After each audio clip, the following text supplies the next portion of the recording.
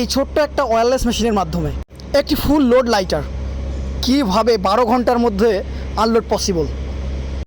Swing থেকে শুরু করে একেবারে ট্রাক লোড পর্যন্ত A to Z থাকছে আজকের ভিডিওতে। সো ভিডিওটা না টেনে সম্পূর্ণ ভিডিও দেখার জন্য অনুরোধ রইল। এটি হচ্ছে এয়ার ভ্যাকুয়াম পাম্প। এটির মাধ্যমে ঘন্টাতে 120 টন মাল আনলোড করা পসিবল। ঠিক লাইটার থেকে হাওয়ার মাধ্যমে শুষে নিয়ে ডিরেক্ট বাল্কে ফেলা, বাল্ক থেকে রোলিংয়ের মাধ্যমে বেল্টে করে চলে যাবে একদম আরেক বাল্কে, আর ওখান থেকেই সুইংয়ের পরেই হবে লোড। এটি হচ্ছে রোলার বেল্ট। এর মাধ্যমেই মালগুলো এক পর্যায়ে চলে আসবে রোলিং হতে হতে ঠিক এই নেটটার এখানে, আর এখান থেকে নেটের মাধ্যমে পড়বে আরেক বাল্কে।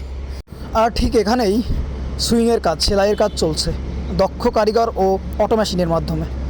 দেখতেই পাচ্ছেন একটি বস্তাতে এখানে পরিমাপ করে দেওয়া আছে 50 থেকে 58 টন। ঠিক এভাবেই বস্তা লোডের পরে একের পর এক ধীরে ধীরে সুইংয়ের দিকে যাবে।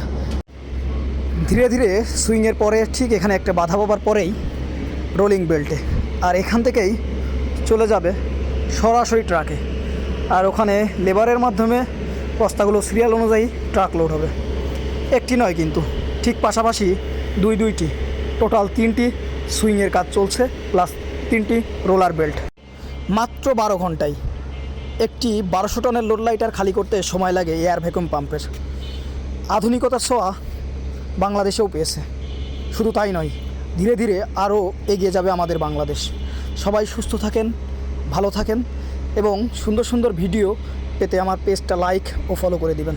ধন্যবাদ। আল্লাহ হাফেজ।